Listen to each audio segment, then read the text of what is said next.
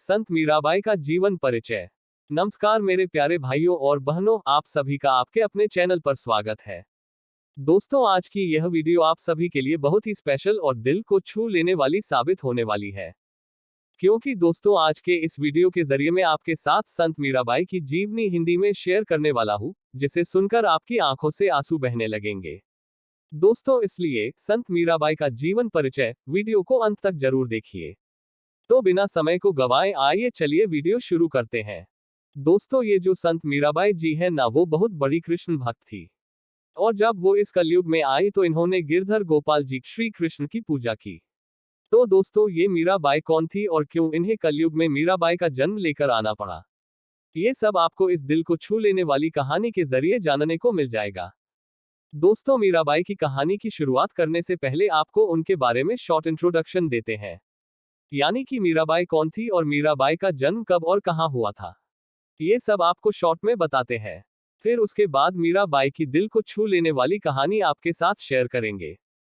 मीराबाई का जन्म कब और कहां हुआ। दोस्तों, मीराबाई का जन्म ईस्वी सन 1498 में पाली के कुर्की गांव में दूधा जी के चौथे पुत्र रतन सिंह के घर में हुआ था। मीराबाई जी को बचपन से ही कृष्ण भक्ति में बहुत रुचि थी और इसके कारण वो भगवान श्री कृष्ण को ही अपना सब कुछ मानती थी। आगे जाकर वो बहुत बड़ी कृष्ण भक्त बनी और उसने भगवान श्री कृष्ण जी की इतनी भक्ति की कि भगवान श्री कृष्ण जी को अपने प्रिय भक्त को अपने धाम में ले जाने के लिए आना ही पड़ा। दोस्तों, कहा जाता है कि मीराबाई जी ने जीवन भर भगवान श्री कृष्ण का इतना जाप किया और स्मरण किया कि जीवन के अंत में उनको साक्षात भगवान श्री कृष्ण के दर्शन हुए और फिर भगवान श्री कृष्ण ने मीराबाई को अपने मुखमंडल में समा लिया। इसी के कारण इस धरती पर मीराबाई जी की कहीं पर भी समाधि नहीं मिलती। दोस्तों, वो कहते हैं ना कि प्रहलाद महाराज जैसा विश्वास हो, शबरी जैसी आस हो, द्रौपदी जैसी पुकार हो और मीराबाई जैसा इंतजार हो तो भगवान को अपने भक्त से मिलने के लिए आना ही पड़ता है। ठीक ऐसा ही मीराबाई के साथ हुआ। मीराबाई की दिल को छू लेने वाली कहानी जो आपको रुलाकर रख देगी। मीराबाई की कहानी। दोस्तों, कलयुग में मीराबाई का जो जन्म हुआ था ना, वो मीराबाई का दूसरा जन्म था। इससे पहले भी उनका एक और जन्म हुआ था, जब भगवान श्री कृष्ण द्वापर युग में वृंदावन में लीला कर रहे थे। तब मीराबाई जी व्रज मंडल की ही एक बेटी थी और तब उनका नाम माधवी था। तब माधवी जी का संयोग से विवाह वृंदावन में हुआ था और जिस लड़के से उनका विवाह हुआ था वो लड़का भगवान श्री कृष्ण के ग्वाल वालों में से एक था और उसका नाम सुंदर था। दोस्तों, भगवान श्री कृष्ण के कई सारे सखा थे और सुंदर भी उनमें से एक था। इस सुंदर नाम के लड़के से माधवी का विवाह हुआ था। विवाह तो हो गया था लेकिन विदाई तो नहीं हुई थी, क्योंकि पहले के जमाने में पहले शादी हो जाती थी और बाद में विदाई होती थी। जब माधवी की विदाई होने लगी तब माधवी के माँ ने उससे ये समझाया कि बेटी सुन कि तेरा वृंदावन में विवाह हो गया है और वहां पर कृष्ण कन्हैया नाम का एक लड़का रहता है और तू ये देख कि किसी भी प्रकार से उसे देखना भी मत, क्योंकि यदि तुमने उसे देख लिया तो माधवी की माँ ने ये सुना था कि कृष्ण कन्हैया को जो भी देख लेता है तो वो कन्हैया में खो जाता है, यानी कि उनकी ओर आकर्षित हो जाता है। इसलिए माधवी की माँ को ये डर लग रहा था कि कहीं मेरी बेटी माधवी कृष्ण कन्हैया पर आकर्षित ना हो जाए, और यदि वो कृष्ण कन्हैया पर आकर्षित हो जाए तो उसका पतिव्रता का धर्म नष्ट हो जाएगा। इसलिए माधवी की माँ ने माधवी को ये उपदेश दिया कि तू किसी भी प्रकार से उस कृष्ण कन्हैया को देखना भी मत। लेकिन माधवी की माँ को ये पता नहीं था कि श्री कृष्ण एक भगवान है। वो कृष्ण को सिर्फ एक साधारण पुरुष मानती थी और ये जानती थी कि वो बहुत सुंदर है, जो भी उनकी तरफ देखता है वो मोहित हो जाता है। और इसलिए उन्हें ये लगा कि कहीं मेरी बेटी भी मोहित ना हो जाए। और नारियों के लिए तो ये स्वभाव मान्य है कि वो अपने पति को छोड़कर किसी अन्य पुरुष को न देखे, यही तो हमें सिखाया जाता है और ये बात भी सही है। माधवी के माँ के द्वारा इतना सब समझाने के बाद माधवी समझ गई। विदाई होने के बाद माधवी जब वृंदावन में रहने के लिए वृंदावन गांव के समीप आ ही रही थी, तभी उसके पति सुंदर ने उससे कहा कि अरे वो सुनती हो, देखना हमारा कन्हैया यही कहीं गाय चरा रहा होगा और सुन लेगा कि मैं आ गया हूं तो अभी दौड़ के आ जाएगा और कहेगा कि भाभी जी का मुंह तो दिखाओ। तभी सच्ची में वहां पर भगवान की गैया नजर आई और भगवान सुंदर की ओर दौड़े दौड़े आए। उससे पूछा कि अरे सुंदर, तू आ गया दुल्हन लेके। सुंदर उस समय 16 साल का बालक था और भगवान श्री कृष्ण की उम्र लगभग 7 से 8 साल की थी। फिर सुंदर ने भी भगवान को गले लगाया और भगवान ने भी सुंदर को गले लगाया। उसके बाद भगवान ने सुंदर से कहा कि बहू ले आया तो हमें भी भाभी जी के दर्शन करा दे। तो फिर सुंदर ने बोला कि कान्हा मैं तुमको क्या दर्शन कराऊं, तेरी तो भाभी है इसलिए तू ही जाकर के देख ले। तो भगवान डोली के पास गए और डोली का पर्दा हटाकर भाभी जी से कहा कि भाभी वो भाभी अपना मुंह तो दिखाओ। चूंकि माधवी की मां ने उससे ये कहा था कि कृष्ण कन्हैया नाम के पुरुष को देखना भी मत, तो इसलिए माधवी ने अपना पूरा मुंह ढक लिया और अपने हाथ पांव को भी बिल्कुल ऐसे ढक लिया ताकि जरा सा भी शरीर न दिखाई दे। फिर भगवान ने कहा कि भाभी वो भाभी जरा अपना मुंह तो दिखा दो।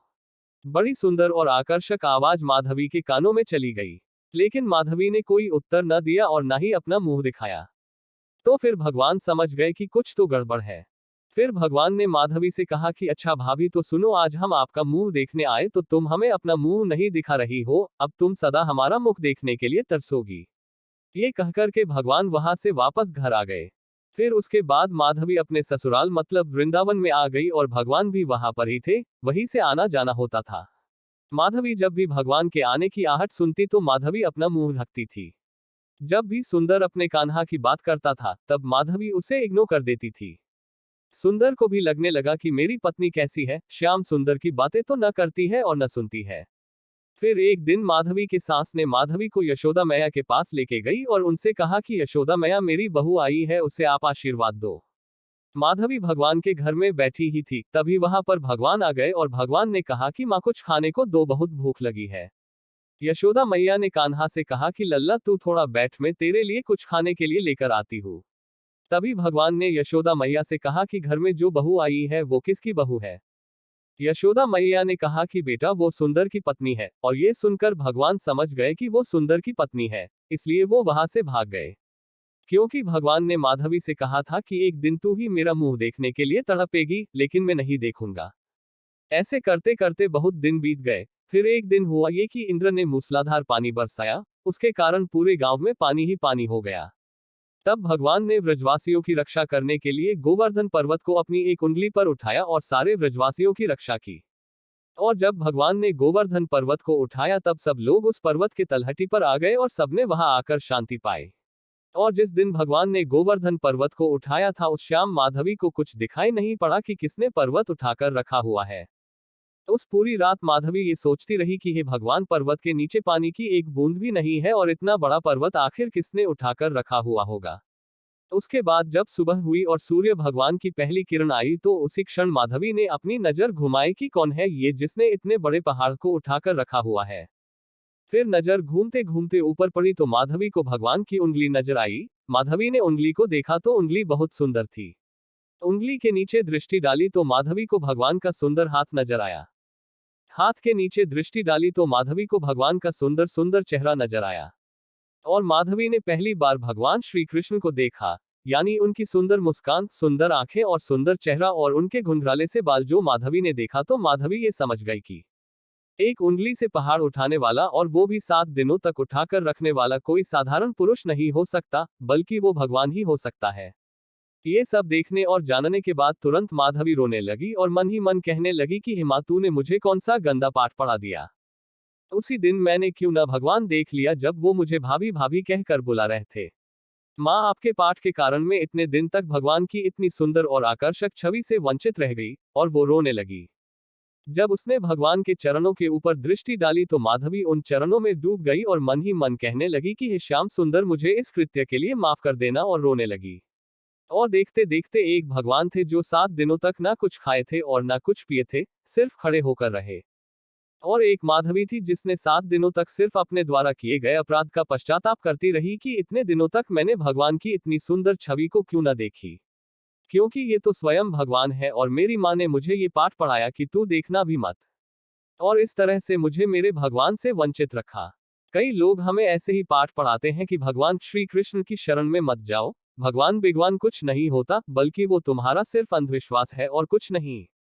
जैसे माधवी की माँ ने माधवी को जैसा उल्टा पाठ पढ़ाया, ठीक उसी तरह इस संसार में हमें भगवान से दूर करने के लिए पाठ पढ़ाए जाते हैं, जिससे हमें ये लगने लगता है कि भगवान से हमें दूर रहना चाहिए। फिर माधवी की भगवान की नजरों से नजरें मिल गई और माधवी उनसे आकर्षित हो गई। और मन ही मन उनको अपने दिल में बिठाकर दिन रात उन्हीं का चिंतन करने लगी। चिंतन करते करते माधवी को कब 7 दिन बीत गए कुछ पता ही नहीं चला। 7 दिनों बाद इंद्र आए और उन्होंने भगवान से माफी मांगी। भगवान ने उन्हें माफ भी किया। और फिर भगवान ने गोवर्धन पर्वत की स्थापना जहां की तहां कर दी। सब कुछ ठीक होने के बाद माधवी गोविंद भगवान श्री कृष्ण के चरणों में गिर पड़ी और कहने लगी कि हे श्याम सुंदर, मुझे अपराधीन को माफ कर दो। भगवान ने कुछ न कहा। जब हम बोल रहे थे तब तुमने भी कुछ न कहा और अब तुम बोल रही हो, तो हम क्या कहे। लेकिन भगवान तो दयालु है, इस कारण अंत में भगवान ने माधवी को उठाया और मुस्कुराते हुए कहा कि अरे भाभी, आप क्यों रो रही हो। फिर माधवी ने कहा कि प्रभु, अब आप मुझे स्वीकार कर लीजिए और आप मुझे त्यागिए मत। फिर भगवान ने कहा कि अपराध हो गया है तो कोई बात नहीं, क्योंकि अब तुमने स्वीकार कर लिया है। हमें कोई द्वेष नहीं है तुमसे। जिस तरह हमने सबको रखा है ठीक उसी तरह तुमको भी रखा है, और सब पर मेरी कृपा होती है, ठीक उसी तरह तुम पर भी मेरी कृपा होगी। भगवान के द्वारा माफ करने के बाद भी माधवी खुद को माफ नहीं कर पाए। फिर भगवान ने कहा कि मैं तुमको माफ तो कर दूंगा, लेकिन अपनी किसी भी लीला में तुम्हें सम्मिलित नहीं करूंगा। तो इसलिए भगवान ने माधवी को अपने किसी भी रास लीला में या अन्य किसी लीला में सम्मिलित नहीं किया। दोस्तों, अपने लीला में सम्मिलित न करने के पीछे भी एक कारण था। क्या था, वीडियो को अंत तक देखें। और वही जब भगवान व्रज मंडल छोड़ करके चले गए तो ये माधवी धड़ाम से गिरती है। तब उसकी सखियां गोपियां उसको समझाती है कि हे माधवी, कृष्ण केवल तुझे ही छोड़कर के थोड़ी ही चले गए हैं, बल्कि हम सभी को भी छोड़कर के चले गए हैं, इसलिए तू इतना क्यों रोती है। अपने सखियों की ये बात सुनने के बाद माधवी अपनी सखियों से कहती है कि तुम लोगों ने तो भगवान को पकड़ा हुआ था, तो आपको छोड़कर के चले गए, लेकिन हमने तो उन्हें पकड़ा भी नहीं था और वो हमको छोड़कर के चले गए। इसलिए हमारा दुख तुम्हारे दुख से कई गुना बड़ा है। तुमने उन्हें पकड़ लिया था और अपने मन में बसा भी लिया था, लेकिन मैं तो सालों तक सिर्फ घूंघट ही करती फिरती रही। इसलिए हे विधाता, आग लगे मेरे इस घूंघट को, जिस घूंघट के कारण मुझे मेरे कृष्ण भगवान से मुझे वंचित रखा। आग लगे ऐसे मां के ज्ञान को, जिस ज्ञान के वजह से मुझे मेरे भगवान से वंचित रखा गया। हे विधाता, ऐसा ज्ञान किसी को भी मत देना जो ज्ञान हमें हमारे भगवान से दूर कर दे, और ऐसा पर्दा न देना जो हमें भगवान से दूर कर दे। दोस्तों, इस तरह से अपने पश्चाताप में तड़पते तड़पते माधवी ने अपने प्राण त्याग दिए। फिर यही माधवी कलयुग में मीराबाई बनके पैदा होती है। अब वही मीरा अब लाज शर्म छोड़ छोड़ के सिर्फ कृष्ण भगवान के लिए नाचती रही, क्योंकि अब वो जानती थी कि पिछले जन्म में खूब मैंने लाज की घूंघट ओढ़ी, इसलिए अब कलयुग की मीराबाई कोई घूंघट नहीं ओढ़ती, क्योंकि घूंघट ओढ़ने का परिणाम क्या होता है वो देख चुकी थी। मीराबाई जब पहली बार वृंदावन में आई तो उसे वहां पर वो सब बातें याद आ गई और पूरा का पूरा दृश्य उसके आंखों के सामने आ गया। और मीरा सिर्फ भगवान श्री कृष्ण का चिंतन करती रहती है।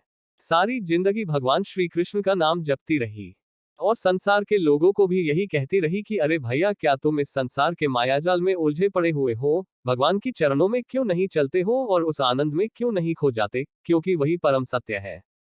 मीराबाई की मृत्यु कैसे हुई?